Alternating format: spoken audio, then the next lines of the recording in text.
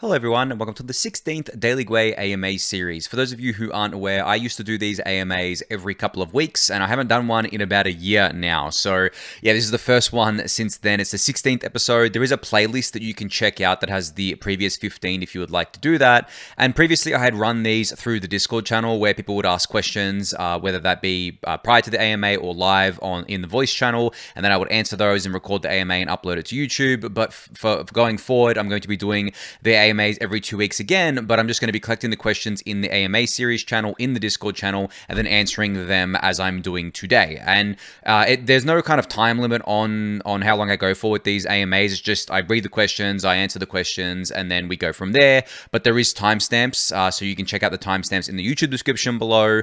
But yeah, on that note, I'm going to get started with the first question for today. So the first question comes from Tim Jansen, who asks about the pros and cons of different execution clients, and then they say, they still have to do a deep dive into it myself for my own node. So for those of you who have been listening to the Refuel for quite a while, you know about this concept of client diversity that we have on Ethereum, where there are multiple different clients that you can run to constitute a full node. So you can run like a Prism on the consensus layer, and you can run a Geth on the execution layer, which are the two most popular ones right now, or you could run Prism and Nethermind, or you could run Lighthouse and Geth. There are all these combinations that you can do. And there are I think more than 5 on both the consensus layer and execution layer side there. But Tim's asking about execution clients and the pros and cons between them. So really, there's 4 major ones. There's Geth, Nethermind, Besu, and Aragon. Aragon is based on Geth's architecture. Aragon basically got started a couple of years ago with the intent of making it easier to run an archive node. So I guess there's a pro of Aragon over something like Geth, is where Geth and Nethermind and Besu would be harder, or it would take longer to sync an archive node than it does with Aragon. So there are things like that can be considered pros of one client over another. And then, for example, Geth has been around the longest, right? It's been around since day one, so it's considered the most reliable, the most secure, the most stable release of the Ethereum execution client software. But then there are newer ones as well. I mean, you guys would have seen the other day the Reth client from Paradigm, the execution layer client that came out. They're built in, it's built in Rust. So Geth is built in Go. Aragon, I believe, is also built in Go. I'm not 100% sure on what Nethermind's built in, but usually they're built in different languages. Same is true for the consensus layer side of things, and that lets them do certain things. That lets them kind of perform better depending on what language they're written in. But there's a trade-off there with something else that they're doing, right? And the execution clients may have different sync modes, so it may be easier to sync one, as a full node rather over the other. Whereas with, as I said before, there are ones like Aragon that are just targeting archive nodes, and you can still run a normal node with Aragon, but they're targeting making it easier to run archive nodes, and they've been pretty successful with that, which is very cool there. So if you want to check out more about the execution client, you can go to the ethereum.org website. They've got a run a node section. It goes through more of the stuff there, but generally, yeah, there's basically trade-offs, and different clients target different ways of running the software, running the Ethereum spec. And as I said, like the perfect example is Aragon targeting an archive node, Geth being more stable and secure, Nethermind being an alternative. I believe it's built on an alternative code base, so because Aragon is derived from Geth. I mean, Aragon has been changed from the original fork of Geth quite heavily, actually, but still, I mean, it is derived from that. But yeah, hopefully that answers your question there, Tim. There are, I guess, like more technical differences between them, but I'm not going to go into the technical differences on this AMA because it'll take me a while to do so, and I probably need supporting documentation here. But I think on the execution client side of things, those 4 that I mentioned are all pretty good. But if you're going with the most reliable and stable, Geth is probably that right now. But as time goes on, the rest of them catch up. And honestly, I run Nethermind, and it's been fine for me. Like, I haven't had any issues with that. I've run all of them at one point or another, but Nethermind is my go-to because I don't want to, and I'm also running Geth as part of my Rocket Pool mini pool as well, and that's going fine. I mean, never had any issues with Geth, of course, but Aragon and Besu I haven't run as often, but I've run them before and they seem to work fine as well. All right, so on to the next question that comes from Bad Artifacts, who says, can you further explain how one can run a full node without 32 ETH? What are the benefits to the network? What is the difference in capability between a node with 32 ETH and a node without any ETH? All right, so I'll answer these in parts because there's multiple questions here. So the first question of, how you can run a full node without 32 ETH. Well, the only thing you need 32 ETH for is to run a validator. So I think it's probably worth me breaking down the terminology here. So there is what is considered a full node, and then there is a validator. And I mean, there are different types of full nodes. There's an archive node, and then there's kind of a light client node. But just for the sake of explanation here, we'll go with full node and validator. Every validator needs to talk to a full node. So as a solo staker, I need to run a full node which multiple validators can talk to. So I can run one full node that 10 validators talk to, for example. I don't need to run 10 full nodes that 10 validators talk to.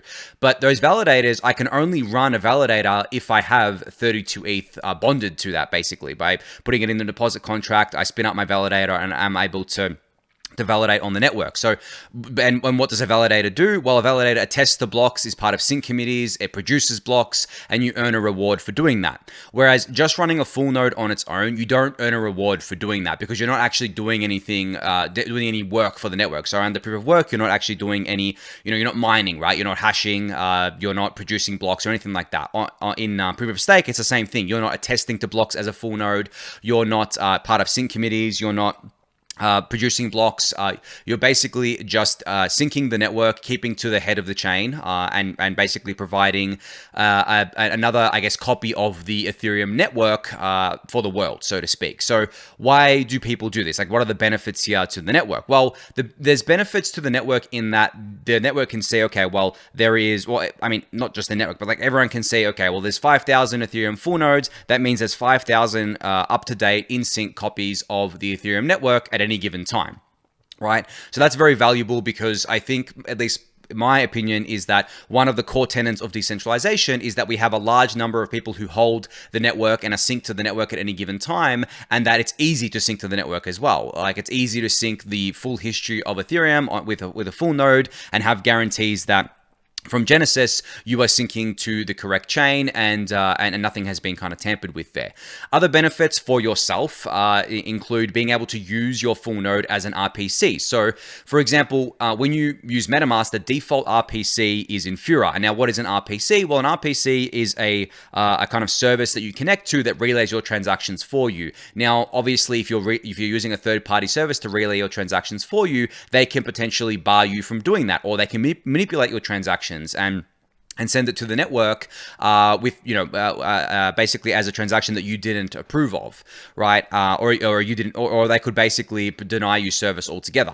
So when you're using your own full node as your RPC, which you can change in MetaMask, for example, you can point it to your own full node. The only person who can stop you is you. So you're basically a fully self-sovereign Ethereum user by doing that, which I think is pretty important. I mean, I do it myself because I don't want to outsource my RPC duties to Infura or any other centralized service out there. So that's really, really important. And that goes back to what I was saying before, is that you wouldn't be able to do this if it was really difficult to sync the Ethereum network, if it required like beefy, servers, beefy data centers, but it doesn't. It just requires consumer hardware. I mean, you can run a full node on a Raspberry Pi these days with an SSD connected to it. So obviously very consumer friendly to run a full node there, and the major benefit is being able to use it as your RPC. As I said, the major benefit to the network as a whole is being able to have those multiple copies available and being able to see that it's available as well. And then, as I said as well, you need to run a full node if you want to be a solo staker. You can't run your own validator on your own hardware and connect to another full node. You have to run your own full node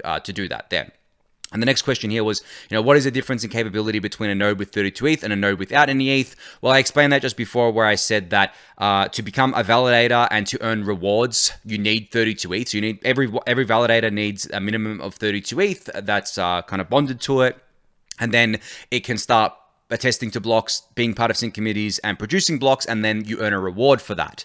And the reward can vary, obviously, over time based on a number of different factors, but you earn rewards for doing that. Whereas with a full node, there is no ETH requirement at all. It's free to run. You just have to run it on your own hardware.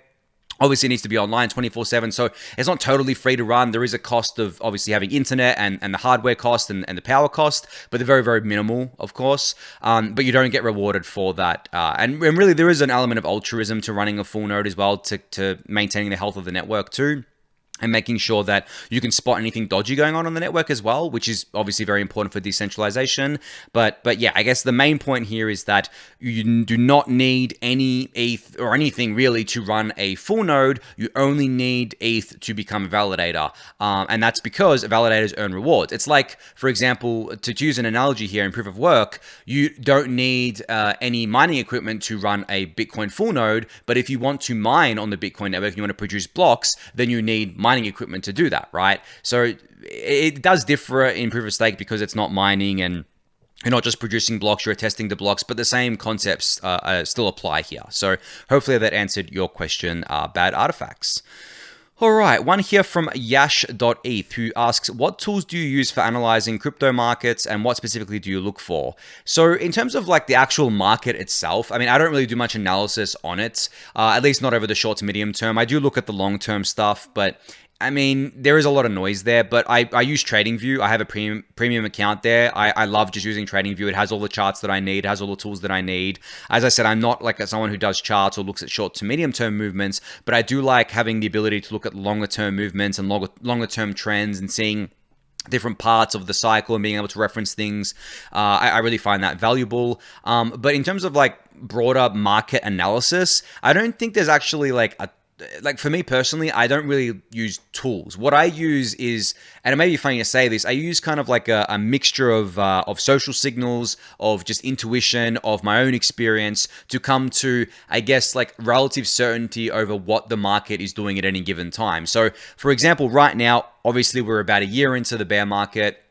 And it's been a pretty brutal bear market, and the prices are where they at. But I look at that and I'm like, okay, well, we're a year into the bear market, which means that pretty much everyone who wanted to sell has already sold. Anyone selling from here on out is probably just like a trader that's speculating, that's trying to play small moves, or maybe it's someone that needs the money right now and they just sell because they're forced to sell, so to speak, right? And then I look at things like, well, FTX collapsed and ETH didn't go to new lows, right? So I look at that and I'm like, okay, well, if ETH didn't go to new lows and one of the biggest exchanges collapsed, that means that it seems like ETH has already capitulated, right? And we already kind of set that bottom at 880.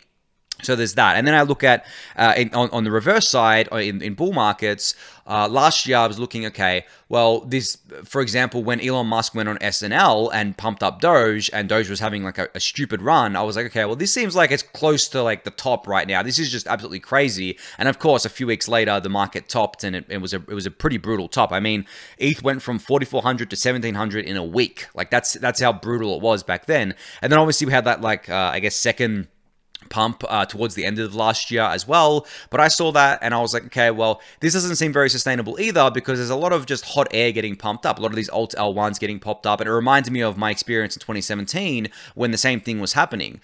So as I said, like, I don't really use too many tools to analyze the market. It's just a lot of mixture of subjective social signals and experience and things like that. But in terms of like going beyond and using tools to analyze not just the market, but like the growth of Ethereum, for example, the growth of L2s, there's plenty of tools out there you can use these days. I mean, there's L2 Beat, there's Dune Analytics, there's Nansen, there is...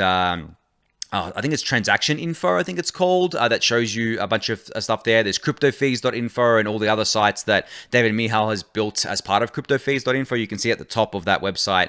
There's a bunch of other sites he's built there. And yeah, those are kind of like my go-to. Etherscan, of course. But Dune Analytics has a lot of cool dashboards that you can look at to measure these things. And then looking at things like developer activity on GitHub and the projects that are launching. And there obviously is like very, there are, I guess, like hard signals and soft signals. The hard signals are things you can put like hard data to. Soft signals are more subjective and based on your own experience. But yeah, hopefully that answers your question on the market side, but also on, I guess, like the fundamentals side as well. All right, Destroyer asks, are you going to ETH Denver? If so, let's organize a Daily Gwei meetup. Yes, I actually just booked my hotel today. So I booked my flights yesterday, my hotel today. So I will be at ETH Denver. I will be in Denver from February 27th to March 6th. The conference is March 2nd. I think it's 2nd, 3rd, 4th, and 5th, or 3rd, 4th, and 5th. One of those two. But and then there'll be like side events and stuff around that. Well, I'll look into organizing a Daily Gwei meetup. If someone actually lives in Denver and knows a good place that where we could do a meetup, please reach out to me, because obviously I don't live there. I don't know the lay of the land there. But yeah, I'm hoping to see a lot of you there. ETH Denver is the second biggest Ethereum conference of the year. I think the only one bigger is DevCon. So if you are planning to go to Denver and you have put your application in, hopefully I'll see you there. But I think the venue capacity this year is 50,000. So, I mean, I'll be impressed if we can get 50,000 people to ETH Denver in a bear market, right? I don't know if we're going to be able to get to anywhere close to that. And look, the venue capacity is 50,000 for the whole venue. I don't know if ETH Denver has booked out the entire venue. It's quite a large venue. But yeah, hopefully everyone is able to come. And even if you aren't able to go to ETH Denver, if you live in the US and it's just a short flight for you, you can probably just come anyway and hang around at the side events. There's always other stuff happening. But yeah, hopefully I get to see some of you there. And Destroyer has a second question where they say, this might be harder to answer, but are there any studies yet to show how L1 gas usage will look over time as L2s develop? I don't think there's been any kind of studies per se. There's more of like, there's a Dune Analytics dashboard that tracks this, and there are other dashboards that track this. The other day I saw that L2s are taking up about 5% of layer 1 gas right now, and that's been growing obviously over time. But the problem is that once EIP 4844 gets implemented, that is going to collapse. So let's just say 4844, which is proto-dank sharding, gets implemented Q3, Q4 next year. It's still quite a while away, right? Could be like 9 to 12 months until we get it. So, but just looking at it like that, and considering what 4844 is going to do for L2s, we could see the L2 gas usage go up to like, I don't know, 15, 20% in the next 9 to 12 months. But then once 4844 gets implemented, the gas usage just dumps like by 90+%. So it could go back to basically nothing of L1 gas fees. So it's very, very hard to actually do any studies on this and to actually project things out. I think we're going to need to wait until 4844 is live, and then we can get a better idea of the way things are going. But I've said this on the Refuel, I don't actually think that it matters too much, because there's always going to be people using L1. L1 is still going to be the most decentralized and secure place for your money for the foreseeable future. These L2s, the majority of them, or pretty much all of them except one, I believe, have centralized controls in place.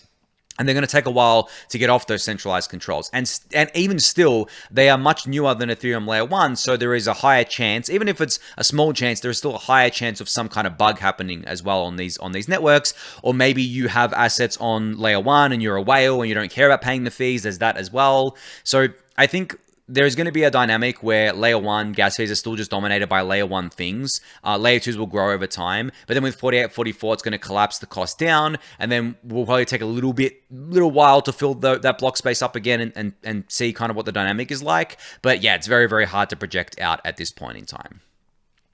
All right, so next question here comes from, Rocket,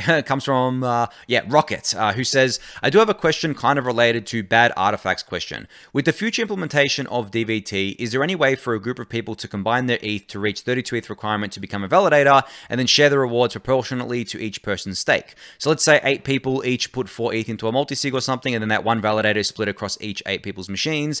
Thinking it through, I see it as a possibility, but I really have no clue. It would allow people with less than 32 ETH to participate in validation, as well as help decentralization. So, I mean, in theory, it's possible, but I guess, like, ultimately, you're at the mercy of the multi-sig, right? Because if you put this into a multi-sig, then, and depending on what the multi-sig is. So, for example, if you have, like, 8 people putting in 4 ETH each, and then the multi-sig is, like, a 5 of 8, well, 5 of 8 people could collude to steal the other 3 people's money, for example, right? So, it wouldn't really be like trustless staking. You'd still have to trust, but in theory, this should work, what you've described here. Like, I mean, I don't see a reason why it shouldn't, because you'd just be basically having the multi-sig control the validator, and then you can use DVT to split the validator keys amongst people. But the multi-sig is the withdrawal key, so to speak. So the multi-sig controls what you could, like, who can withdraw, from my understanding. So yeah, it may just fall back to the multi-sig as being the ultimate source of security there, from my understanding. All right, so MK Cole, hopefully I said that right, asks 2 questions. First question is, what dashboards do you look at on a fairly regular basis? I would say the ones that I look at really regularly are, well, these days, actually, I look at the mevwatch.info dashboard because I like monitoring and seeing those OFAC compliant blocks come down over time and seeing how the relayer I guess, relayer ecosystem develops over time and changes over time. So I'm looking at that one on a very regular basis. I look at cryptofees.info very regularly. I look at the L2 dashboard, so the ones on Dune Analytics. There's a specific one that I look at. I don't have it handy on with me right now, but if you message me on Discord, I can link it to you. I look at L2 beats as well. I guess like those are the major ones I look at on a regular basis, and I would say probably like 1 to 2 day basis.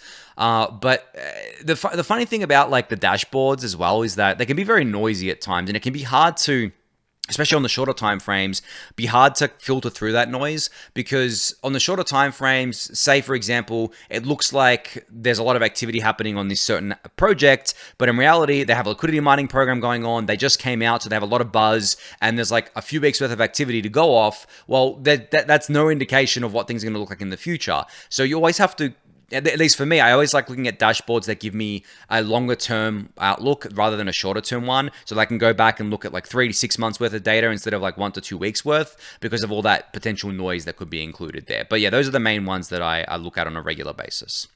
And then second question is, what do you think will be the next killer app, or what do you think will drive crypto to 1 billion users?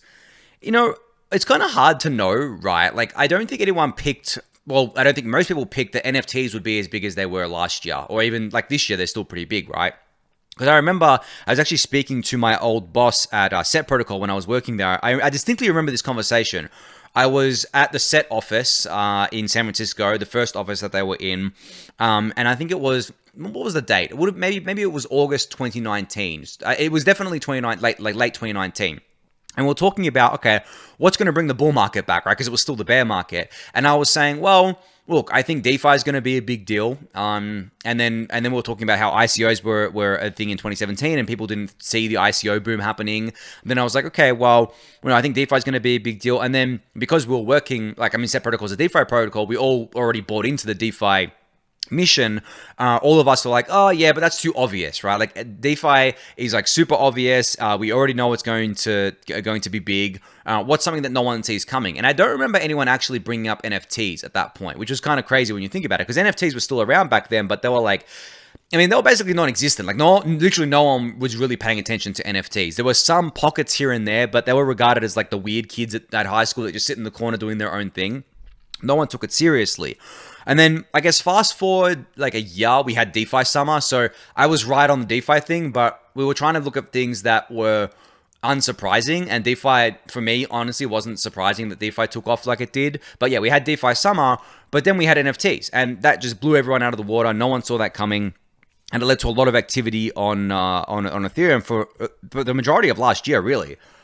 So when kind of like thinking about it like that, and taking that into account, I don't think we're going to be able to predict what's going to be the next big thing going forward. I think that the existing use cases that we have are just going to keep getting bigger. DeFi, NFTs, the Web3 stuff is definitely going to keep growing, I believe, like decentralized social media. And then I think that there's going to be use cases that come to light because of the extra scale that we're getting with layer 2s that are going to blow people away, that are going to actually catch a lot of people by surprise and basically invent new ways of doing things that we couldn't even possibly think of.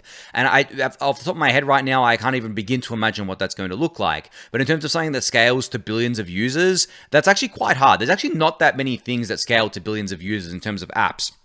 There's only a handful of apps in the Web 2 world that have 1 billion plus users, and they're the social media apps. So can we create a decentralized version of that gets 1 billion users? I mean, sure we can. Will that happen? Who knows, right? Is there product market fit at that scale for a decentralized social media? I don't know, honestly. I think that obviously like DeFi has a product market fit of pretty much, or has a total addressable market of pretty much everyone on the planet.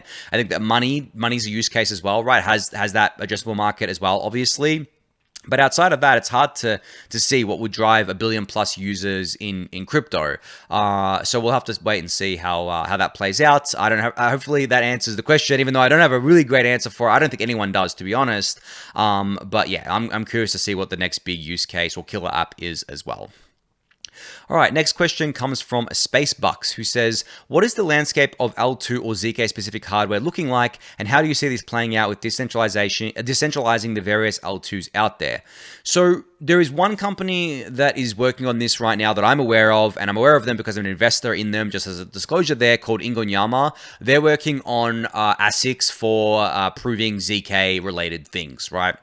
And I don't think they're the only company working on this. I believe there may be one or two others, but as far as the ones that I know, it's Ingonyama right now. And I think that they're going to be very, very important to decentralizing out the sequencing and the proving on these ZK layer 2s, because the thing with layer 2s, and this goes for both optimistic rollups and ZK rollups, is that they have a kind of one of n trust assumption where you only have to trust that there's one honest, I guess, like sequencer or validator part of the L2 network to basically know that the chain is operating as it should be. Whereas in Ethereum, there's not a one of n trust assumption. You have to basically assume that the majority of the network is coming to consensus on the same stuff, is verifying the same stuff to trust that that is the source of truth, that is the real Ethereum, right? So that's like a many of n, so to speak. Whereas L2s is a one of n, and the thing is though is that there's a drawback here where it's one of n trust assumption, but one of n isn't really great for decentralization, and isn't really great for scaling and for getting those proving times down. So, sorry, not decentralization. It isn't good for censorship resistance. And the reason that's the case is because, say you only have one sequencer. So you've only got one, I guess, like sequencer processing transactions on layer 2. What do you think that means? Well, that means that sequencer can refuse to process your transaction because there's only one of them. They can censor you. But if you have 10 sequences, well, I mean, you only need to trust that one of them doesn't censor you because you'll get your transaction included with one of them, right? Whereas on, I mean, and it plays out the same way on Ethereum with regards to censorship, where there's not just one validator on the Ethereum chain that processes all transactions. There is almost 500,000 of them. And then if you look at the, who they're outsourcing their block building to, you look at the relayers, and you can see right now that I think it's 65%-ish of all blocks on Ethereum are OFAC compliant. Well, that means that 35% aren't, and it will take you less than 5 minutes to get your Tornado Cash transaction in still, because those other validators will include them. So that's why we say Ethereum is censorship resistant. Whereas on these L2s, on Optimism and Arbitrum, for example, right now, there's only one sequencer. So they could censor you if they wanted to on the L2. Now, does that mean they can steal your money or prevent you from exiting the L2? No, you can exit the L2 via L1. You can do what's called an escape hatch on these L2s that lets you pull your funds out of the L2 via L1. But yeah, I mean, it'd suck to get censored on the L2 because obviously you're trying to get your transactions in and you're being blocked from doing so. So that's why we need multiple sequences on that front. And the way you get multiple sequences and more efficient sequencing, more efficient proving is with these, I guess, like specific hardware, these ASICs for proving. And as I said, Ingonyama is the one company I'm aware of, but I'm sure there's others out there. And I think it's going to be a really big space going forward. All right, next question here comes from Crypto Spanglish, who says, I heard you bought a new PC for solo staking. Can you please detail what PC components one needs in order to get started with solo staking and where to order it from? Thank you. So I go overboard when I build my solo staking PCs. Like literally the one that I have ordered, I don't have it yet. I'm going to be building it hopefully this week, but the parts that I've ordered for it is total overkill. You don't need that. And the reason I do that is because one, I mean, I like to future-proof it for quite a while. Two, I like to just build PCs generally, and I just find it really fun as a hobby. I built PCs since I was like 13 years old. So it's always been a passion for me, and it's just like a personal preference thing. But the thing is that you can run a full node and validators on a Raspberry Pi or on a Rock 5B board from Redaxa that's recently come out. And those things with an SSD, I think it's like $500 it would cost you or something to do that. So the upfront cost is very small, obviously very much smaller than it is for a mining setup on proof of work.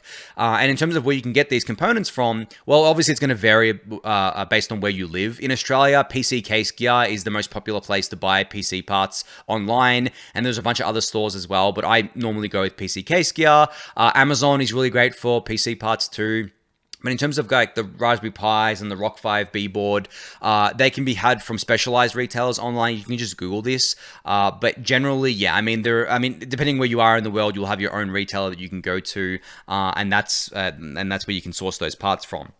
But in terms of, I guess, like getting started with solo staking on the hardware side, as I said, you only need like a low-powered kind of Raspberry Pi or Rock 5B board. But if you want to go to just like a normal PC, you can have like a NUC, which Intel builds a lot of these NUCs, which is like a small little mini PC that you can buy, and you can add extra RAM to it and extra storage to it if you want. Or you can build like one of those mini ITX builds, so it's like small PCs, like really, really tiny, and then just attach an SSD to it. As I said, you don't need beefy hardware for this. You can buy like a standard motherboard, standard CPU, like an i5 or something, or a Ryzen 5. You don't need the top of the range stuff.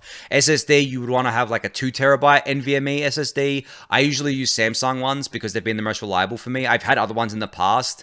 I don't want to badmouth any brands here, but I've had ones that have failed before on me, and it really sucks when it fails, obviously. So yeah, I really just use Samsung SSDs these days. The NVMe ones, not the normal ones, just the NVMe ones that plug into the motherboard or the PCIe slot. You can get adapters for it. And then power supply. I mean, you don't need a beefy power supply to run these things, like 500 or 600 watts. But what I actually have, and I've gone above and beyond to have, is a backup power supply. So basically, it's called a UPS, an uninterruptible power supply. It's basically a big battery that you connect your hardware to, and then if your power goes off, the battery kicks in and keeps your hardware online. The reason I've done this is twofold. Obviously, I want to keep my validators online, but going offline is, the penalty is not big for going offline, so it doesn't matter too much. But the bigger reason is that if your computer suddenly shuts off, it can corrupt your full node, which means you'd have to resync it again, and that could send you offline for 2 to 3 days. And then obviously the offline penalty starts adding up then, especially if you've got a lot of validators. So you don't want to have any corruption happening on the database side of your full node, and that's another major reason why I've done that there. But yeah, I mean, they work really well. I bought mine off eBay, but you can get them from like pretty much anywhere. But it basically is like a battery that has connections at the back that you can plug your PC into. So I've got my PC plugged into that. I've got my internet box plugged into that as well. And my internet. I mean, in Australia we have what's called the NBN, and the one I'm on, there's like a little black box that provides the internet. It's not a modem, so to speak. It's like a connection box, they call it. I can't remember exactly what they call it. Then I've got my modem router set up that I connected to the uninterruptible power supply as well to make sure that stays online. And then I also have, in case like my internet goes offline, I have a 5G backup. But honestly, like, that's like probably going a bit too. The problem with the 5G backups is that you don't get much data with it, and staking on Ethereum is pretty data hungry or bandwidth hungry. So I wouldn't like to have that going for too long, because then you have like really big data costs if you go over your limit, or you get like throttled, and then doesn't really work anyway. So that's my kind of setup, and that's a solo staker as a home setup. You can do solo staking on the cloud, but obviously that's more centralizing because you're trusting someone else's hardware and software to run that thing for you. But you do get the added benefit of, I guess, like not having to worry about things like the UPS and backup internet and stuff like that. But as I said, going offline is not very punishing at all. It's actually very forgiving. So if I'll put it to you this way: if you're offline for a month and then online for a month, your net rewards would basically be zero. Your net block rewards would be zero. So you don't lose anything and you don't make anything. So yeah, I mean, it's very, very forgiving. But that's only if you're offline, like on your own. If 33% of the network is offline as well as you are, then something called the quadratic inactivity leak kicks in, and the offline penalties become much greater. But I mean, the chances of that happening are quite slim. And I mean, it's quite slim if I guess like you're solo staking, but like it can be larger if you're a part of LSD, liquid staking derivative pool. Or if you're kind of like staking on AWS, for example, and AWS goes down and takes all these other validators down with them, it can kick in more there. But yeah, hopefully that answers your question, Crypto Spanglish. All right. I don't know if this is a serious question or not, but I'll answer it anyway. Crypto.decrypted.eth said, when token? Said many times on the Refuel and in the Discord channel that there is never going to be a daily Gwei token. And I mean, as I said, I think this is more of a joke question, but I feel like it's worth reiterating that. And the reason for that is simply that I don't think there's any need for a token. Like, what would a token even do? I mean, I don't want to make a DAO out of the Daily Gwei. I don't want to do any liquidity mining or make a token that does profit share. I mean, I don't make any money from Daily Gwei anyway, so there wouldn't be any profit to share, right? So yeah, there's never going to be a token for it. And I honestly think that it's funny because I think that like people started asking that more when Bankless did a token, but Bankless as a business or as a community is much larger than Daily Gwei, has a much larger scope, I should say. And they actually do have a Bankless DAO that the token is tied to, and they vote on things and they do all sorts of stuff. And they have revenue streams, obviously. So it's very, very different. So yeah, no token for Daily Gwei. All right, so Mike Natanzon here referenced his question from back up here, which was asked on the 28th of June this year. So yeah, quite a little bit of an older question here, but he said to answer it, so I'll just read out the question. So he asks, hey, you mentioned all the projects that you're invested in. Really curious if you have insight into what's usually the process for a project to make it in the Web3 space. Like if you have a really great idea and are actively building the project, how does it get traction, funding, etc. in the space? I find that if the idea is pretty complex, most people won't bother too much trying to understand it, while all sorts of Ponzi's have catchy titles that are highly memeable. So I mean, it all just comes back to what has product market fit, right? Like that's the ultimate kind of thing that you're looking for as a startup, whether it's in crypto or otherwise. You're looking for product market fit. And what that means is basically you're looking for people that actually want to use your product so it actually fits into the market and can become a sustainable business. So what are some of the examples of the most successful sustainable projects on Ethereum today? Well, I think the number one example is Uniswap, right? Uniswap is incredibly successful. It's sustainable. It works. People love it. People use it. It has product market fit.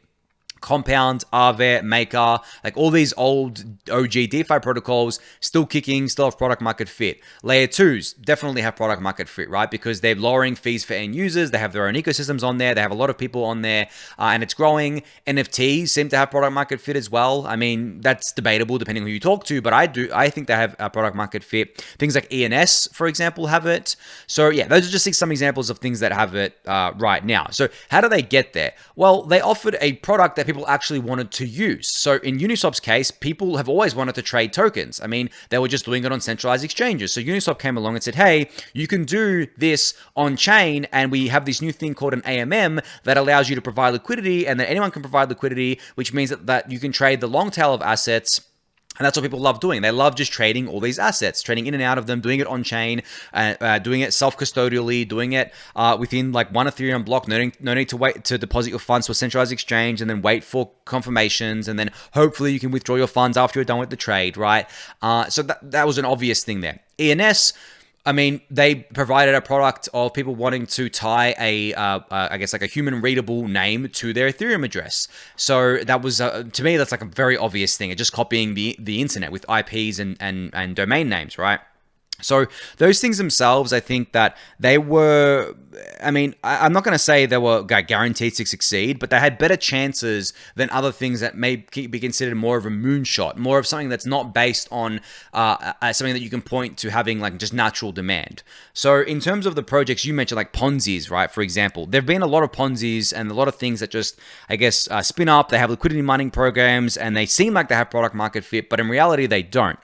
And a lot of the time, these products actually just look like the existing products. And the reason why the existing products, especially the finance-related ones, keep kicking is because when it comes to DeFi, you're going to be more likely to use long-term the protocols that have been around for a long time, that have legitimate teams behind them, that are more secure than the newer ones, just by virtue of not wanting to lose your money, right? That's a big factor for a lot of people. And as we've seen this year, it's quite easy to lose your money in crypto, unfortunately. So, so there's that. But in terms of like the process to get there, the process to get up to there, I mean, it's literally like any business. You need to work really, really hard. You need to be very nimble in your strategy. You can't just be married to an idea or married to a strategy as part of your project. You have to be able to pivot when the time is right. You have to be able to seize the opportunities when the time is right. You have to get over things like sunk cost fallacy. Let's say you're building something and you think it's awesome and you build it for 6 months and then you launch it and no one's using it and you kind of think to yourself, wow, how do I get people to use this? And you keep trying to get people to use it, you keep spending money on it and no one's using it. As a team, you need to basically say, well, okay, this doesn't seem to be working, let's pivot to something else, or let's try something else, and not fall into a sunk cost fallacy where you're like, okay, well, I've spent like a year building this thing out, I can't just abandon it now. No, I mean, you kind of need to. If it hasn't been working out for you, if you're getting no traction, then you sometimes really do need to abandon the idea altogether and go somewhere else and do something else. And then maybe you find product market fit next time there. So I mean, I could go on for a long time about this, but in the interest of just kind of keeping it high level here, it's not easy. And the thing is that 90% or more than 90% of businesses in the non-crypto world fail within like 3 or 5 years, I believe the stat is. In crypto, the failure rate is a lot higher because it's a much younger ecosystem. But the successes are really big, right? Like Uniswap is a huge success, but there are a long tail of other AMMs that just haven't really worked out. They've tried to innovate, they've tried to do things differently, but because liquidity begets liquidity, and it's easily, and liquidity can easily kind of, I guess, like monopolize within one pool or a set of kind of pools under the same protocol, it becomes hard to compete in that arena. Lending markets, we've seen a lot of them kind of blow up or have bad debt associated with them or get gamed. Things like that. So yeah, trust and safety when it comes to DeFi. NFTs is a whole nother ball game because you can split NFTs up into maybe two broad categories of infrastructure and the NFTs themselves. But then the NFTs themselves can be split up into like many different categories. You have gaming NFTs, you have PFPs, you have POAPs, right, which are NFTs. You have ENS addresses, which are NFTs. Infrastructure, things like Immutable X, right, things like OpenSea and LooksRare and other marketplaces. I would say that the marketplaces have product market fit, like obviously. Of those, OpenSea, Uniswap's NFT integration, there's a few up-and-comers like Blur, LooksRare. I haven't looked at LooksRare lately, but doesn't seem to be doing too well. Had that initial fanfare and has kind of petered out there. And in terms of the NFTs themselves, there's only a handful that have had lasting impact so far. The CryptoPunks and Apes and I guess like a few others out there. I don't pay much attention to NFTs, the PFP NFTs or the NFTs themselves, but that's even harder because like a lot of them are just either things that are just flash in the pan, like fads or rug pulls or scams, right? So yeah, it depends on which part of the industry you're looking at. But generally, building a sustainable business is hard. Building something that has long-term success is really, really hard. And what I've seen work is basically just things that seem like obvious that they have product market fit because, as I said, with Uniswap, you know that people like to trade tokens. Before you built Uniswap, right? That's why Uniswap was built, because Hayden Adams saw, hey, like people love trading tokens. What if we could do this on chain? What if we could use an AMM to do it and make it more streamlined for users? What if we could do it for the long tail of assets? ENS came to be because, I mean, it's in their name, right? They looked at DNS, the domain name system, and they said, hey, like the internet was only able to get popular because we invented the DNS system, which allowed people to map IP addresses to human readable names. Why don't we do this for Ethereum addresses? So it's derived from an existing idea that already has product market fit outside of crypto, and it's brought into crypto like that. So yeah, hopefully that answers your question there. Moving on to the next one here. From, I think this one's definitely a joke question here from, I think, Jean QI9. I haven't said that right. Sorry, my pronunciation is terrible. They ask, is it true that Australia is full of giant spiders? Yes, I mean, it's very true. Unfortunately, they are surrounding my house. Every time I go outside of my house, I have to carry a shotgun with me to defend myself. Just going to my mailbox is a mission, right? Like, it's really scary. They're huge, right? No, I'm joking, of course. There's no giant spiders. I mean, there are big spiders, but like not like giant. I mean, probably like big like that they can grow to. But the thing about the spiders is that, like, I live in the suburbs. I mean, you still see spiders, but they're not like the ones you see out in the outback, which is the massive, like, huntsmen and things like that. Like, you don't really see those in suburbia too often. And spiders love just like dark places, so you're not really going to see them in your home too much. Like inside your actual home, you might, you know, if you go into the house, you're going to see them. If you go in your backyard or garage, you might see them. But inside the actual house, I mean, I rarely see them. The ones that I see in the house most often are what's called a daddy longlegs, and they're the most harmless spiders you can see. Like they're literally like I guess like a light brown color, and you just randomly spot them on the wall, and you look at it, and you just leave it. I don't even bother killing it because it can't do anything, right? And I'm not personally freaked out by spiders, but yeah, there are no like giant spiders everywhere. But if you go in the outback, I mean, there are definitely outback is our term for like rural Australia. There is definitely a lot more wildlife out there, and a lot more of these kind of like spiders and other poisonous wildlife. But even around me, where I live in the suburb I'm in, there are other wildlife here. There's plenty of birds, like plenty of birds where I am. There's possums as well. There's foxes. There's all kinds of wildlife, but I mean, you don't really see them too much, and I mean, possums are nocturnal. Sometimes I'll hear them at night. Possums are actually quite scary because when they're running along the fence, they make so much bloody noise, and because it's dark, you actually don't know where they are. So sometimes I'll like be at the front of my house and it's dark, and I'll hear just like something coming along the fence. I'm like, what the fuck? And then I'll quickly remember, okay, that's a possum, and it just sounds like you're in a horror movie and there's something just coming at you. But possums are tiny, like really tiny, and then they'll leave you alone. They're not going to attack you or anything like that. But they are nocturnal, so you're only ever going to see them when it's dark. so yeah, but hopefully that answers your question there. All right, so next one from 0x Cassie, who says, my question, an Ethereum node which is just running and not used by anybody locally for transactions, is it still helpful for the network in any way? I know it's a bit similar to the questions above, but I cannot figure out exactly how it would help secure the blockchain. I'm thinking of setting up a node at a location where there is a fast excess internet connection, but no Ethereum users. Would it make sense? So your full node yourself, if you're only using it for your own purposes and you're not actually opening it up for other people to use as like an RPC, then no, it's not going to be helpful for the network, so to speak, like from I guess like an objective or a technical point of view.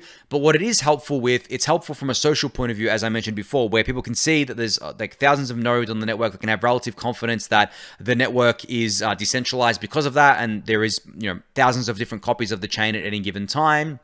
But the number one way it's very helpful for people or for yourself is to use it as an RPC to relay your transactions. But yeah, I did answer this in the previous question that you probably heard, but if you haven't, there's a timestamp for it. You can go check that one out. But yeah, I'll leave that at that because I already did answer it, I think, in the previous questions. All right, so one here from Verquer, who says, on a very basic level, a system where you lock money to earn future revenue, such as staking yields, but cannot withdraw it until some point in the future, kind of sounds like a scam if you try to explain like I'm 5 to an outsider. Why was it designed like this in the first place? I understand this has been discussed a million times and there are liquid staking derivatives as workarounds and promised solutions for withdrawals, but without going into all the specific details, this just seems fishy on a high level, doesn't it? Look, I don't think it seems fishy and I don't think it's scammy, but obviously if you're coming into this ecosystem as like a brand new user and someone tells you, hey, you can stake, but you can't withdraw, I mean, it may sound a little bit dodgy to them, especially because there are a lot of crypto scams and Ponzi's out there that work like this and you can't actually withdraw, right? So I understand that, but the reason it was designed like this is simply because we didn't want to enable withdrawals for safety reasons, right? Like when the Beacon chain was first launched, it was launched it launched as a very basic chain on December 1st, 2020, where it was just coming to consensus on itself. Then we did the merge and we merged the two chains together. We didn't want to enable withdrawals then because we didn't want to add more complexity to the merge than was already there. So the merge was by far the most complex upgrade Ethereum has ever done. And if we added withdrawals into that, it would have complicated things even more, and there would have been just one more thing that could have gone wrong. So the promise was made that, or I guess like the promise and the social consensus among the community was that the first upgrade after the merge would include withdrawals. And that's happening. Withdrawals are slated for the Shanghai upgrade, which is coming in March/April of next year, not too long away now. And then once they're in, right?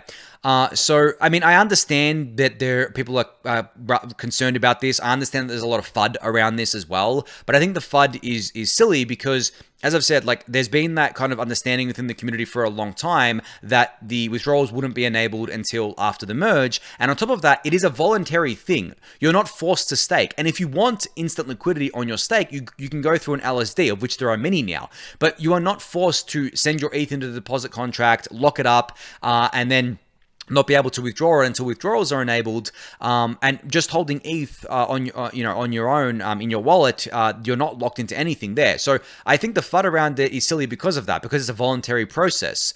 So hopefully that answers your question. But yeah, I mean, this has been discussed to death, I think, and I think you've probably seen all the different discussions on this as well. But yeah, that's the reason it was done. It was really just done for safety and security reasons at the end of the day.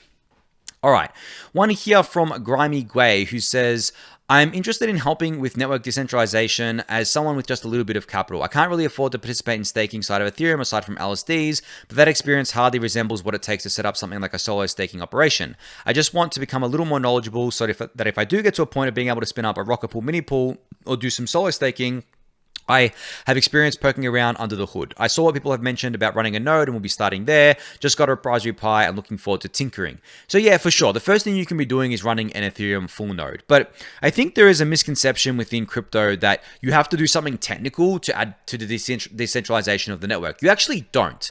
So when you really break it down, what's keeping these networks decentralized is the social layer. And the more distributed, the more varied, the more geographically diverse, the more, I guess, like culturally diverse the social layer is, the more decentralized it is.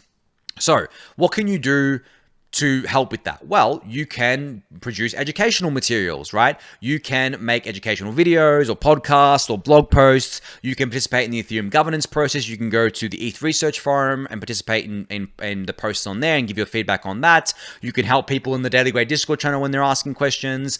You can obviously keep stacking ETH to run your own validator eventually, whether that be as a mini pool or as a solo validator, right? So there are many different things you can be doing. And you can just be doing stuff in real life as well, telling your friends and family about Ethereum and crypto and maybe getting them into it. So it's not just a strictly technical thing that you have to be doing. You can do a lot of stuff on the social side of things as well, because as I've talked about on the Refuel a lot of times before, the social layer is what makes a blockchain decentralized. The social layer is the ultimate last line of defense, and the social layer is what sets the culture of a chain.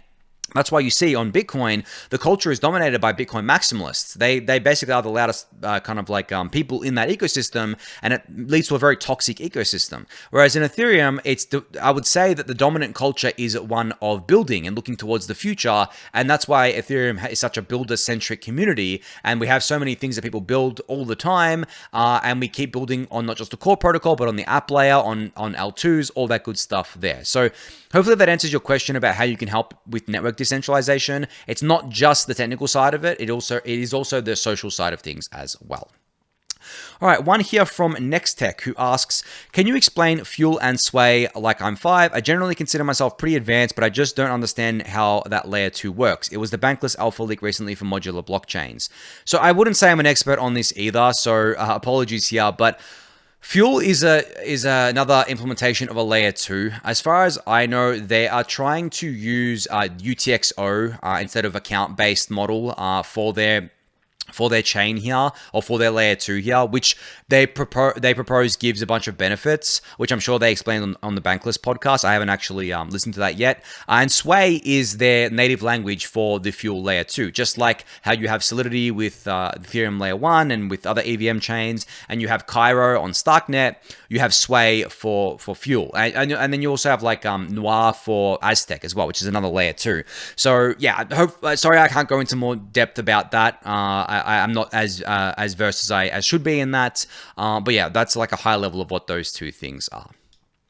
All right, one here from AdamNK.eth who says, if hypothetically a decentralized algo stablecoin won't be possible to create at all, ever, then what is the best way going forward? It feels like quite a big problem given how important stablecoins are, with risk of centralization / government bans / CBDCs, etc. A 100% anon team with ZK proof privacy plus proof of reserves and liabilities type of thing, maybe an algo stablecoin could be integrated to the Ethereum protocol somehow, thus giving it more of a trust factor and won't be easily depegged. But that might be a shit show. I don't know. Haven't thought it through. All right, so I've talked about stablecoins on the Refuel before. I've said that I don't believe that we can ever create a truly decentralized stablecoin that is pegged to a fiat currency, right? I just don't think that's going to happen. And I do think the end state is ETH being the stablecoin, so to speak, or being the money of the Ethereum ecosystem. And that it does happen in small parts. Like the NFT ecosystem is definitely using money, using ETH as money, and people are using ETH as money across the ecosystem generally. But in terms of something that is stable, so to speak, when you talk about stablecoins, like it's funny because a stablecoin doesn't necessarily have to be pegged to a fiat currency. And obviously the most popular ones are pegged to US dollars, but that just means it's stable to US dollars. It doesn't mean that it's stable to everything.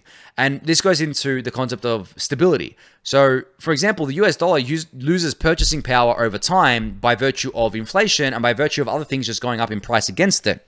So you could say that the US dollar has lost a lot of purchasing power against ETH because ETH has gone up a lot against that over its lifetime, right? It started at 30 cents, right? 30 US cents, and now is at 12 or $1,300, whatever it is right now, 1,300 US dollars. So when thinking about stability, that's how I think about it.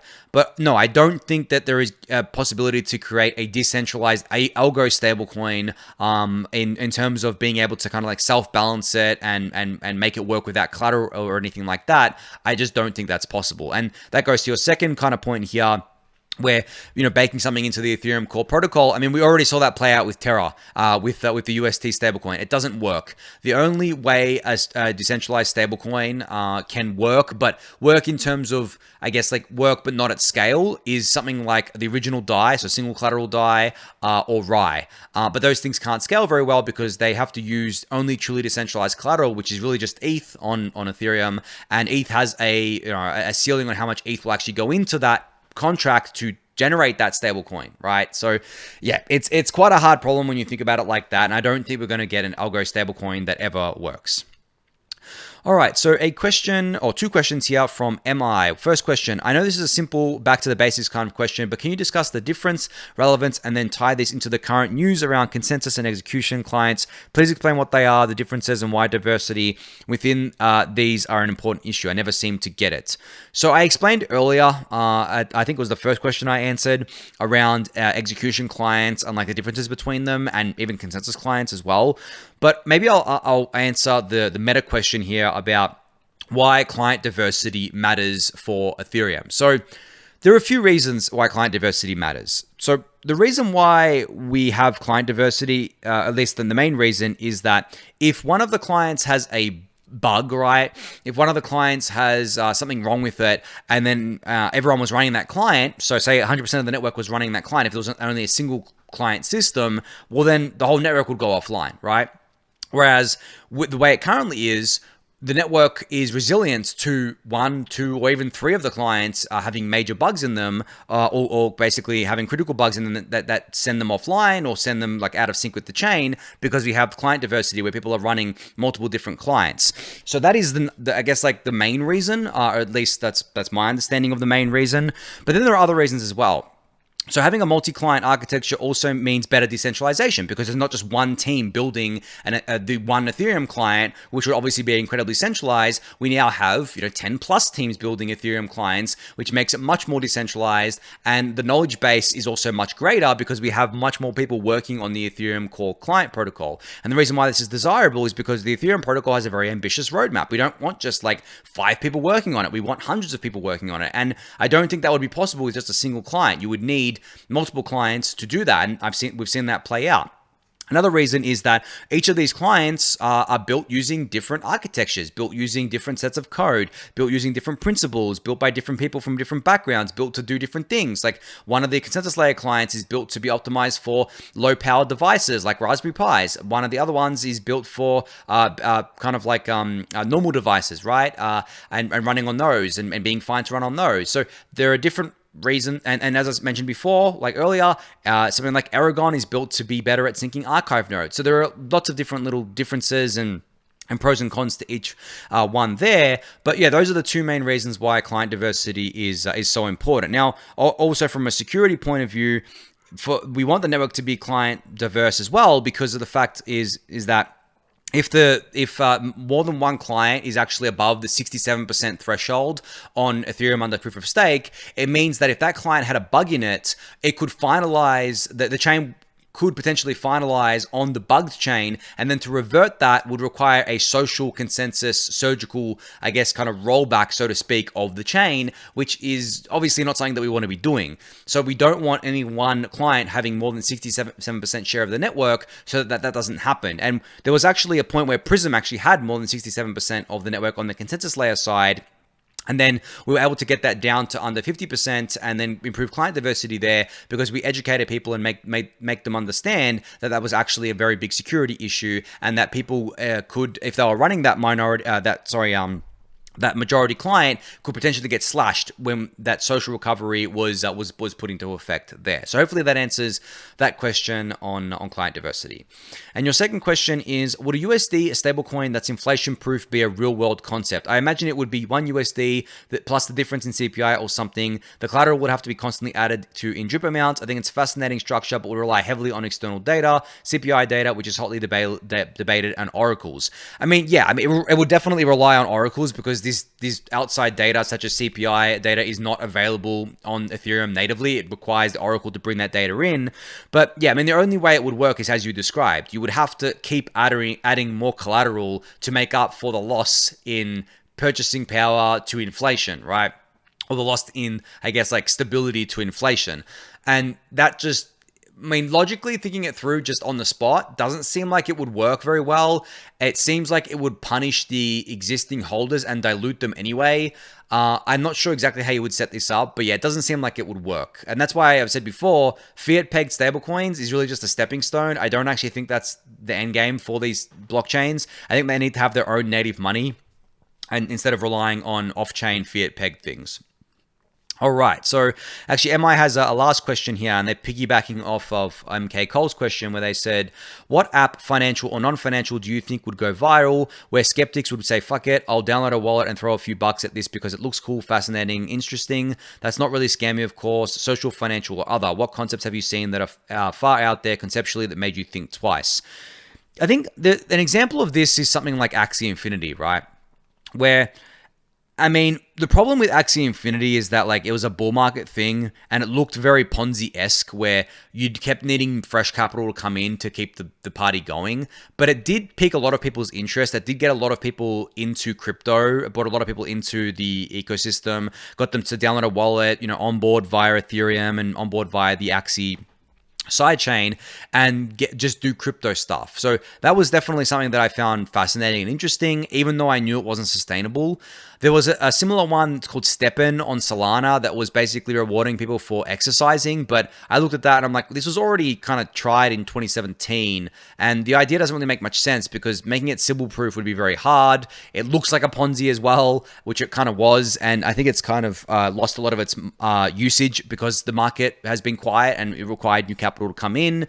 But in terms of other things that could go viral, I'm not entirely sure, to be honest. I feel like a lot of the crypto ecosystem is definitely an on-chain casino or even an off-chain casino where the main value prop is speculation right now. And definitely, obviously, when the bull markets are really, really hot, more speculation and more people come in.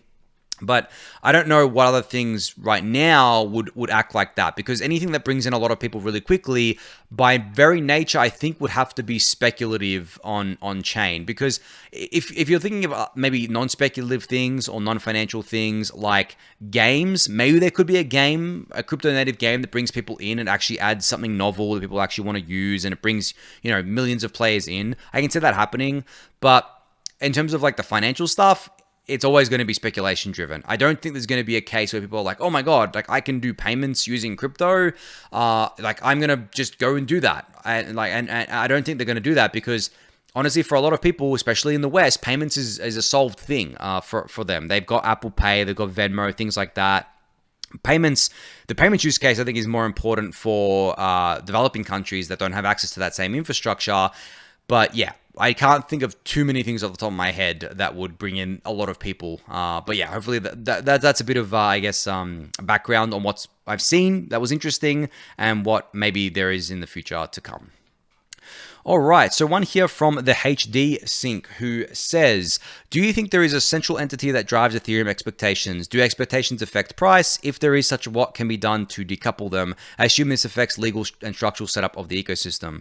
No, I don't think there is a central entity that drives the expectations of Ethereum. I do think that there are people with like louder voices than others because they're working on the actual core protocol. So core developers and researchers obviously have a louder voice and a more legitimate voice than other people in the ecosystem. Obviously, someone like Vitalik, while he doesn't control the chain or anything like that, he puts forward ideas, and usually those ideas are taken with much more taken much more seriously than if they had come from someone else. But I don't think there's any central entity that drives the expectations of Ethereum. I think there is a lot of people that come together, hundreds, thousands of people that come together and that set the expectations for the ecosystem. In terms of how they affect price, I'm sure they do over the long term, because I do believe that fundamentals are priced over the long term. And for example, the expectation was that EIP 1559 would be implemented. The expectation was that the merge would happen. And those expectations definitely influence price over the longer term, at least in my opinion. And then, and then you ask if there is such a central entity, what can be done to decouple it? Well, as I said, I don't think there is a central entity. I think that as time goes on, Ethereum just keeps getting more and more decentralized. I think that even the big entities like Ethereum Foundation and Consensus really don't drive a lot of the, Ethereum expectations going forward, especially not Consensus. Even the Ethereum Foundation, I don't think does either, because as I was discussing before, we have a very client-diverse ecosystem that, and a lot of them, or most of them, aren't funded by the Ethereum Foundation. So taking all that on board and taking all that into account, yeah, I wouldn't say there's any central entity that drives the expectations. It's more of a community coming together and driving them all together. All right, one here from RH who asks, can you explain MEV's role in the entire crypto space to us like we are five? I know MEV, censorship, and relays gets covered regularly on the Refuels, but I'm still lacking complete understanding of all these MEV elements and its significance. So MEV stands for minor or maximally extractable value. And what this means is basically that miners in proof of work and validators in proof of stake have the ability to order transactions. Now, what do I mean by that? Well, basically, when you send your transactions to the network, they go into something called a mempool. And then in that mempool, transactions are sorted by default, or they traditionally have sorted by default by the fee that they pay. So it's like a kind of auction system where the higher fee you pay, you skip to the front of the line. If you pay the highest fee, you're at the front of the line. If you have to pay the lowest fee, you're at the bottom of the line, so to speak, right? Now, MEV's role is basically, if you can control the ordering of transactions, well, that means you can do things like front running. So for example, if someone does a trade on Uniswap, you can front run that trade and potentially sell it back to them, or potentially front run that and then sell it to another liquidity pool and make a profit off of that spread. And that's called arbitrage as well. I mean, there's arbitrage that falls into that. There's front running, there's back running, there's sandwich attacks. Sandwich attacks are actually pretty brutal, because what you can do with a sandwich attack is basically you can front run the user. Okay, let me break it down. You asked for explain like I'm five. So basically what a sandwich attack does, and this is a form of MEV, is that you can say you see a user that has a transaction that they've submitted to the mempool that they want to buy $100 of ETH using USDC, and they're going to buy that off Uniswap. Well, you can go ahead and buy that $100 of ETH off Uniswap before they do, and then sell it back to them at a higher price, because your buy moved the price even ever so slightly, and then you can sell it back to them for that price. That is a sandwich attack. That is basically giving the user a more raw deal than they otherwise would have had. Arbitrage is different in that maybe you see that there's a price discrepancy between one liquidity pool and another. Maybe on Uniswap, the ETH USDC pool it has a price discrepancy with the pool on Sushi Swap, and you do an arbitrage between those, and you make a little bit of profit there. Then there is liquidations. So say you want to be the one that liquidates someone's position on a lending market, and you earn a reward for doing that. Well, you want to front run the other people that are doing that, so you extract that value by using these MEV relayers and these MEV by sending your bundles to these builders, to these relayers, in order to get your to get your profit from that. Now, what MEV relayers are, and why we even have relayers to begin with, is because prior to MEV Boost, which is the software that powers the relayers, that came to be, the way MEV worked was that people would go around the protocol, around the mempool, and they'd basically submit their transactions directly to miners in kind of like backroom deals. So you wouldn't actually see the transaction in the mempool at all. You'd only see it once it had been included in a block. Whereas with MEV Boost, there is a marketplace for this now where instead of going behind in backroom deals, there are multiple relayers online, there are multiple builders and searchers that all work in tandem to be in this marketplace in order to, I guess, like sell the service of MEV, so to speak, so that it's more transparent, it's not opaque, it's not done through backroom deals. Hopefully that explains it for you. You can always ask me in the Discord channel to explain further, but that is MEV. That is the significance of MEV, and the reason why it is a problem long term is because MEV has chain destabilization properties. In that, if you leave it unchecked, it can lead to things like we've seen with censorship, right? Which is, I mean, censorship doesn't necessarily destabilize the chain, but it does erode credible neutrality. And then also, if you just have people doing, constant MEV, and then everyone's value is just getting completely extracted, there's backroom deals happening, you could lead to really nefarious things like reorgs, and these are called time-banded attacks. So the way this works is that, say you have like a block say you have a block that's been mined, and then you see, okay, well, I can go back and I can reorg this block as a validator or miner, whatever it is, and then make a profit off of that. What you would be doing is you'd be reversing the transactions, or at least I guess it's called orphaning the transactions that had already been included in a block in favor of your own, and you would reorg the chain to benefit yourself. And this gets and eventually this could lead to like miner on miner, or validator on validator, or builder on builder violence, where it just that all they're doing is basically destabilizing the chain for their own profit, and then the users get really hurt by that. So yeah, but it goes pretty deep. MEV is a very large kind of very large ecosystem. It's not something that you can really explain like your 5, but there's plenty of resources online for you to check out. Flashbots has a lot of great resources. The creators of MEV Boost, you can check out their blog. But hopefully that answers your question there. All right, next question here comes from RHack, who asks, can you talk a bit about the KZG ceremony for EIP 4844, TLDR on what it does and why it's necessary, when it's happening, and how to participate? So the KZG ceremony is something that's required for proto-dank sharding, or EIP 4844. Now, why is that the case? Well, I have the KZG website up in front of me, and I'm just going to read what they have here because it does a really great job of explaining what it is. So the KZG ceremony is what's called a trusted setup. And why do we need this trusted setup for 4844 to work? Well, we need it because it is a preparation step required for certain cryptographic schemes, such as the KZG polynomial commitment scheme, to be used in proto-dank sharding. In our case, the trust assumption is that one contributor needs to successfully conceal their secret for the result to be secure. So basically, it's pretty like technical, right? And it's a bit of a mouthful there. But yeah, the number one reason why we need it and why it's necessary is because without it, proto-dank sharding can't work, because we can't have those polynomial commitment schemes that we need for proto-dank sharding to work there. And as I said, the cool thing about this is that even though it's called a trusted setup, you only need one honest participant. So when the KZG ceremony begins, you're going to be doing a bit of computation on your computer if you participate in the ceremony in order to generate a secret and then successfully conceal that secret. And then if there's 10,000 people that are doing that, and there's only one honest party or in that 10,000, let's assume the rest of them are dishonest, the scheme is still considered secure, which is and the reason why it's called a trusted setup is because you would still obviously need to trust that there is at least one person or one entity that is not lying, that is actually being truthful. And the really cool thing about that is that if you're participating in the ceremony and you know that you're being truthful, well, then you only need to trust yourself. So hopefully that explains that. But yeah, you asked also when it's happening. I don't think there's a date yet on when it's happening. I think that they're getting very close, but yeah, I don't think there's a date yet. And in terms of how to participate, well, I'm pretty sure it's going to be hosted at the ceremony.ethereum.org website, and you'll be able to participate there, and there'll be instructions on how to do that. So hopefully that answers your question, RHack. All right.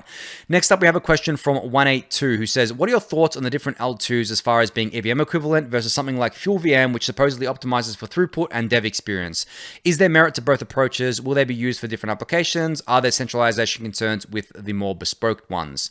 I think that it's amazing that we're going to be able to experiment with different architectures on layer 2 because it means that we don't have to change anything about layer 1 Ethereum. We don't have to create new blockchains. We can literally just create a layer 2, inherit Ethereum's security, decentralization, and consensus, and then just focus on building out new and novel systems at these higher layers. Now, I think there's merit here? Of course, there's plenty of merit here. I think this is an amazing thing to be doing, and I'm really glad that we have things like Fuel and Starknet and other non-EVM approaches in the wild right now and being developed right now. And they will be used for different applications. There will be ones that will be specialized, like, for example, Aztec Network being a specialized private network with their own architecture. You have Starknet having their own specialization that they want to focus maybe on more things like games, which seems to be a lot of their focus right now. And then, are there centralization concerns? I mean, I think the centralization concerns are pretty much probably the same as they are for EVM ones, like the training wheels that we've seen, like admin keys on bridges and admin keys on upgrades and all that sorts of stuff. Those are the same sort of concerns. But also if they're using new cryptography or if they're using something that's like a new architecture that's not EVM, maybe it's less secure and maybe it can be more centralizing. But I don't think the concerns are too great there. But yeah, hopefully that answers your question. I know it was a short one, but definitely think there's a lot of merit to that approach there. All right, so the HD Sync has another question here where they say, I would like to hear your thoughts around the following analogy of Ethereum structure with regards to modern construct of separation of powers. The Ethereum research teams equals the legislative power. The Ethereum core dev teams equals the executive power. Code in action equals judicial power. If we think above is relatively accurate analogy, how do we make sure each of these powers is neutral and fair, especially legislative and executive ones? Oh man, I'm messing up my pronunciation of words tonight.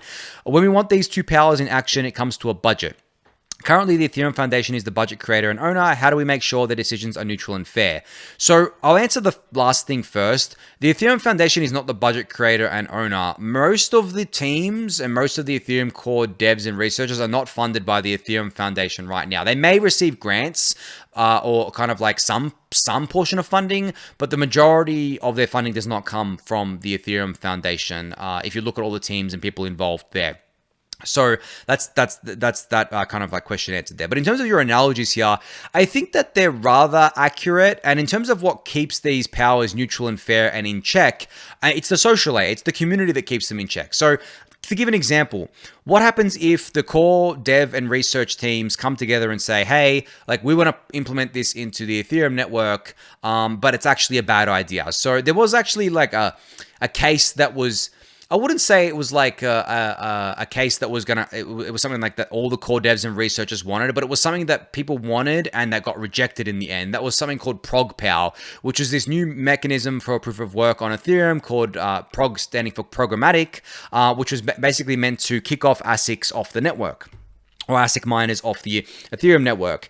Now, this was quite, I guess, like a lengthy and drawn out battle to get this thing rejected from the network. And the reason it was because the community made their voice known and basically said to the Ethereum core devs and researchers, hey, we don't want this in the network, right? So it never reaches the code in action phase here. And that is the check and balance on those powers. And that is actually what makes a blockchain decentralized at the end of the day, that check and power on the people who write the code for these chains and implement those new rules.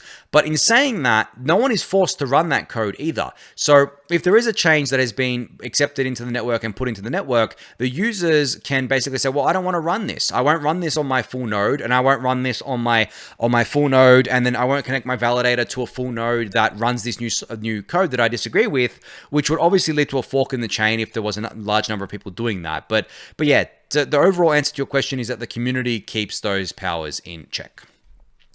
All right, so next question here comes from D. Fernandez, who says, what do you think about a merger and acquisition strategy for Ethereum? For example, the EF could acquire Tezos tokens and use their on-chain governance to turn Tezos into an L2 on Eigenlayer, similar for other L2L1s, even if they don't have on-chain governance. Same question for Polygon, Starkware, etc., acquiring other chains and making L3s. I mean, I don't think that it's worth acquiring the chain itself. I feel like that's really inefficient capital-wise and really murky, I guess, social governance-wise. I feel like the better approach would just be to fork that chain if you wanted to create it on Ethereum, right? Fork it and create an L2 out of it. So for example, fork Tezos, make it into an L2 on Ethereum, and then build an ecosystem from there. Or fork one of these other chains and do that there. I don't think it would be worth buying governance tokens and then trying to push through a vote, and then I don't know. Like, I don't even think it would work, because then what you would have is, say you did it for Tezos, you would still have the original Tezos as a layer 1, and then you would probably just have like a fork as a layer 2. So really, you're better off just forking the code base, rejigging it so that it fits in to be used as an Ethereum L2, rather than trying to do mergers and acquisitions or hostile takeovers of these other chains. All right, so one question here from SS, who says, given the absolute shellacking of the entire industry, so many scams, leverage, pump and dump, so much loss of trust money by retail institutions, smart money, incoming tough regulations, do you expect ETH crypto to ever recover to new highs, and if so, when? Yes means the short answer. These are all, you're saying literally all the same things that were said in 2018 and 2014, like word for word, basically. Yes, ETH and crypto. I mean, I'm confident in ETH. Crypto more broadly, I don't know which other cryptos will recover, right? On an individual basis, but as an ecosystem, it's going to be fine, right? At least in my opinion. And in terms of new highs, no idea. Honestly, it could be next year. I put that, honestly, I don't think it's going to be next year, but it could be the year after. I don't know, to be honest. I'm more of a decades thinker. I think decades out. I don't think the next couple years, next few years. I guess the shortest time frame I may think in right now is a 5-year time frame, but definitely more of a decades long thinker. So yeah, I expect Ethereum, ETH, crypto generally as an industry to be fine and to recover. New highs, anyone's guess at this point. And then you had another question, SS, where you said, what are your thoughts on ETH being classified or not as a security? Where do you use ETH being since the era of cheap money is over? How does crypto ever recover from this? I mean, I'll just answer your first question, because the other two really are answered by your other question that you just asked. What are your thoughts on ETH classified or not as a security? I've given my thoughts a lot on this on the Refuel and in the Discord channel, so I'm not going to rehash all of it. The TLDR is that I don't think there's really any chance of ETH being labeled as security, really at all. It would make no sense. And there's actually another question from someone else asking about this that I'm going to answer and go into more detail, but I'm not concerned. I don't think it's something to be concerned about, to be honest. All right, a question here from Noah Stahl, who says, as a developer looking to get into the crypto industry, I'm curious what advice you'd have currently for going about that. For instance, does contributing to open source crypto projects as a first step make more sense than trying to directly apply for roles as a noob? How to evaluate projects and companies, especially with an eye toward how legit they are? Any useful resources out there for learning the ropes well enough to contribute? So I would say you would have more of a chance if you were actually building things and had a GitHub profile that you could show a project and show that you're contributing to open source than if you weren't doing anything. I definitely think you'd have much more of a chance doing that. And I think that's rather obvious, to be honest, because it's that is your resume, so to speak, and that is something that you can show that, hey, this is the code I've done, this is what I've worked on, these are the projects that I've contributed to, rather than coming into a job interview with a team and being them asking, what have you done? And you being oh, I haven't really done anything, I'm kind of a noob right now, right? I'm not to say that can't work, because there are teams that like taking on juniors and noobs, but I think obviously much better off contributing to open source, building your own projects and showing code and showing these projects that you actually can write code and then you can actually build things, and that just increases your chances there. In terms of evaluating projects and companies, especially with how legit they are, I mean, there's a bunch of different things you can do. I know saying the vibe you get from the project is maybe a bit of a cop-out, but for me, it really is the vibe. I can actually, when I look at a project, I just quickly, at first glance, I get a vibe from it, and I look at it and I'm okay, this doesn't seem very good. First red flag for me. So I'll go through the red flags I look at with projects. First red flag. Does it have a community that's really rabid, right? And that's really shilly, that every time they talk about the project, they put they talk about the ticker of the coin behind the project, right? That's number one red flag. Number two, do they ship very often or not? If they don't ship very often and they don't actually have many products out there and they don't have much product market fit, another red flag there. What does their Discord channel look like? Are they actually really are really active in there. Are they answering people's questions? Is it full of moon boys, or is it full of actual builders in there, right?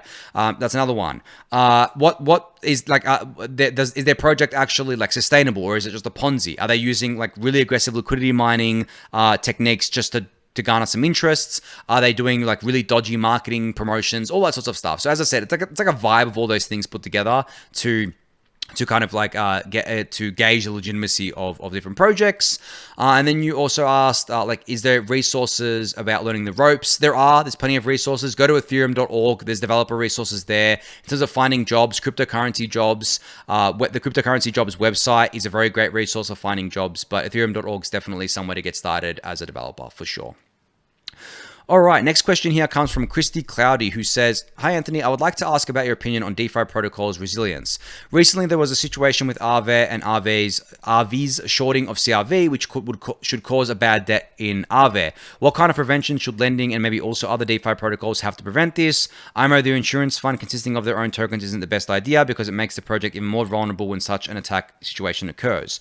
So I would say the insurance fund is a good idea, but yeah, as you said, like in their own tokens, not the best idea. So an insurance fund in like USD stablecoins, for example, or in ETH, probably a better idea.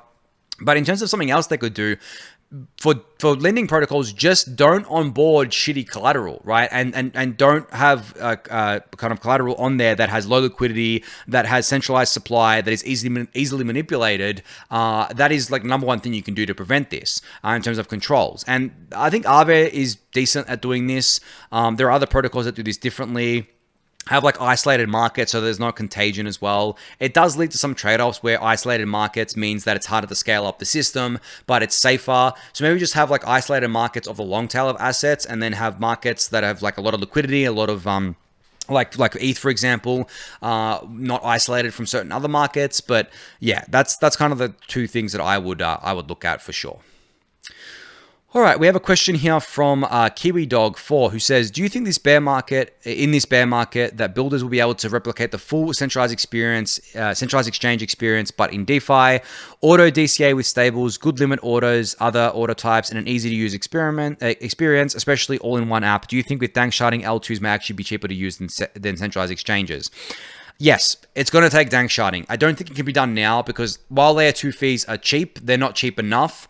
But in saying that, you can build a Validium, which obviously is not a roll-up, which is what DYDX did, and have something that is extremely cheap to use and mirrors the experience of a centralized exchange. So you could already do that. But in terms of doing it on a roll-up, dank sharding will be required here. But I do think that we can actually replicate the full centralized exchange experience in DeFi with those cheap fees, with the speed of the